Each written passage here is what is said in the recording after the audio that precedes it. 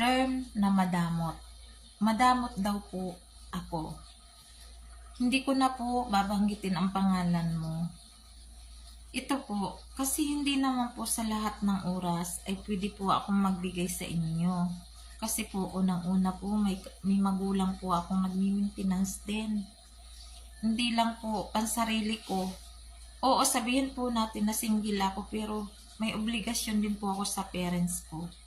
Kaya yung mga po, nahingi po ng tulong yan sa akin. Pagpasensyahan na po muna ninyo ako kasi wala po talaga ako. Isang OFW lang po, kakarampot lang po ang sahod namin dito. Tsaka bago po namin yan makuha ang aming sahod, alam niyo po ba? Marami kang maririnig ng mga masasamang salita, yung mga taong kung makapag-utos akala mo amo mo siya. Ganon. Tapos pag sinagot mo ng pabalangbang, sila pa yung magagalit. O diba? Meron pa rin kasamahan na dito na akala mo siya na yung amo, kung makautos wagas. Kaya po, ang sahod namin dito, Diyos ko po, marami pong pinagdadaanan bago po namin makuha yan. Diyos ko, kung alam nyo lang po, ang pagod, hirap namin dito. Hindi po namin kasi pinupulot ang pera dito, pinagpapagura namin, pinagpupuyatan namin.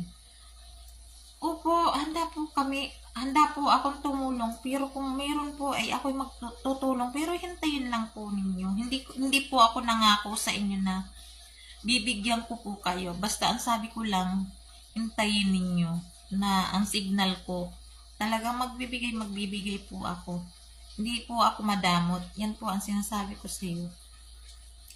Tsaka hindi naman po talaga tutuusin. Sinasabi mo na emergency or may sakit yung ganito. Bakit yung iba natutulungan? Kasi nagkataon nga lang po, ma'am, sir, na na mayroon akong at that time.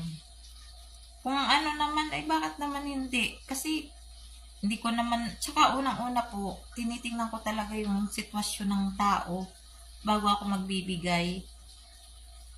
Kaya wag po kayong sasama ng loob sa akin kasi hindi naman po lahat ng oras o lahat ng panahon ay meron ako.